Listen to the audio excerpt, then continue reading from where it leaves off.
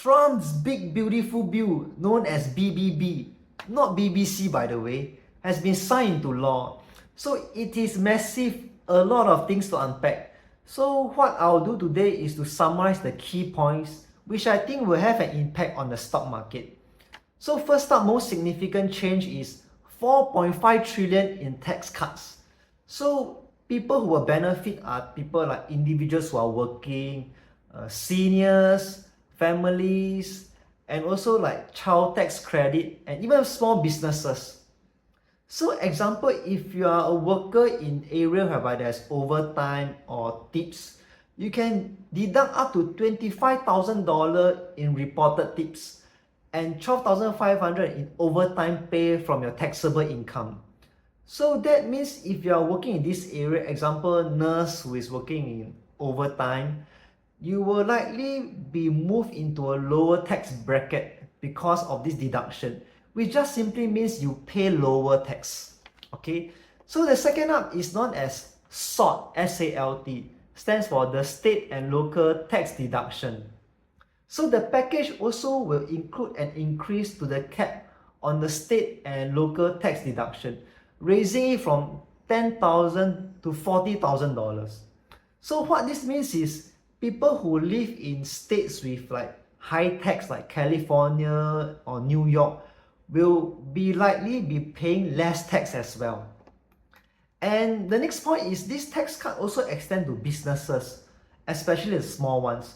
So businesses can actually write off 100% of the equipment and R&D first year, which is like a huge incentive for investment.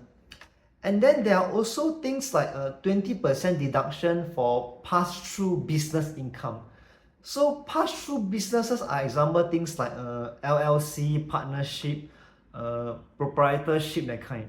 So most US businesses are towards that direction.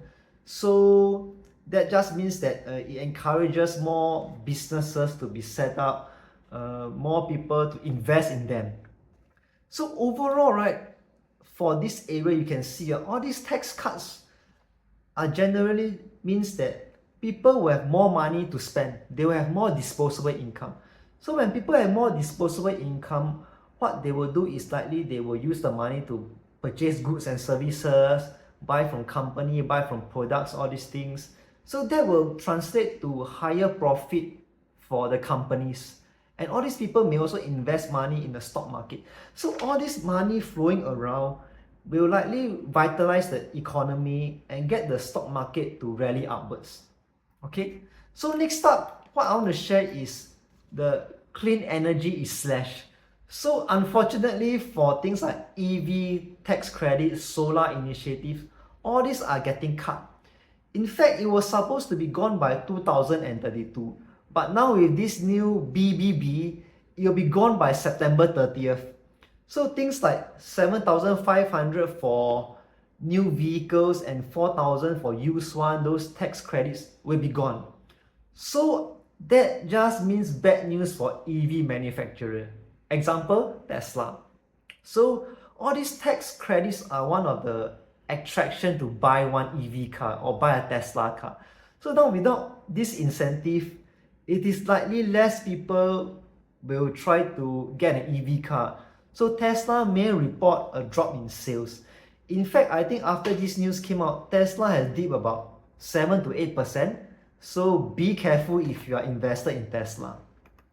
Okay, next up also we have things like border, defense, immigration. I think 350 billion for it. So there will be more spending on defense. So defense stocks like I think Lockheed Martin, Raytheon, that kind of group. So that kind of stocks may expect a small rally as well. Okay, next up we have healthcare and food aid. So healthcare is more like the Medicaid and food is more like food, they call it SNAP, okay, a supplemental nutrition program, something like that. It just means food stamp. So financial aids for things like medical care and this kind of food stamps will get a hit. So example, right now, right, this package now will require everyone. They say well-able body, okay, to work at least 80 hours a month, okay, in order to receive medic aid and food stamps. So it includes older adults from 18 to 65 years old.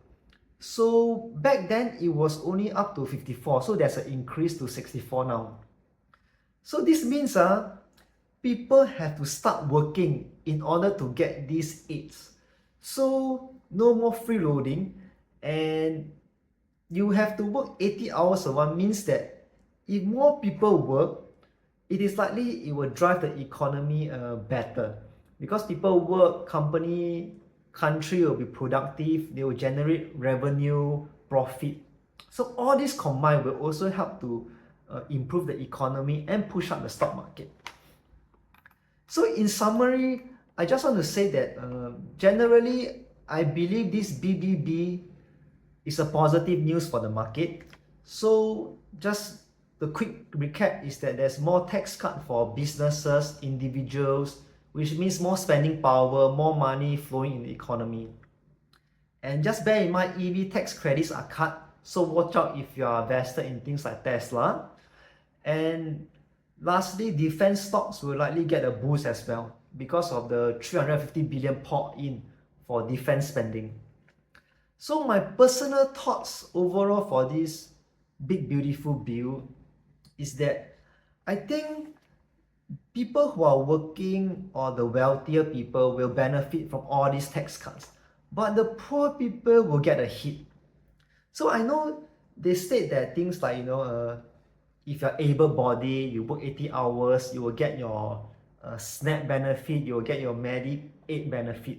But the problem is, as someone who has been a healthcare professional, a lot of situation when it comes to this type of criteria to qualify for these aids is usually very in between.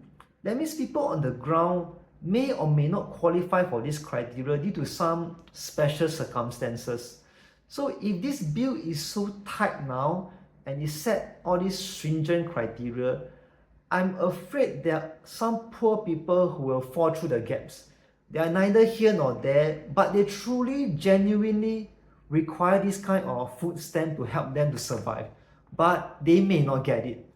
And this is further exacerbated by the fact that now the federal government makes it even tighter. That means if those states under-report or over-report on this usage of this kind of Medicaid or stamp, right, they have to fork out part of the cost. So states now are more frightened, so they will definitely tighten up the criteria even further to make it very stringent that they don't overpay or underpay. Because if that happens, they have to fork out more as part of this program. So I think overall, it is very difficult and impossible to have a perfect system or policy. So when there is a policy or a new bill like this, I hate to say 80% may benefit or 90% may benefit, but 5 to 10% of the people will fall through the crack and will not benefit. No perfect policy. So I just hope that this bill that is passed can at least be more flexible for those people who genuinely really need help on the ground. So at least make the criteria a bit more flexible in terms of the food stamp or the Medicaid for this group of people.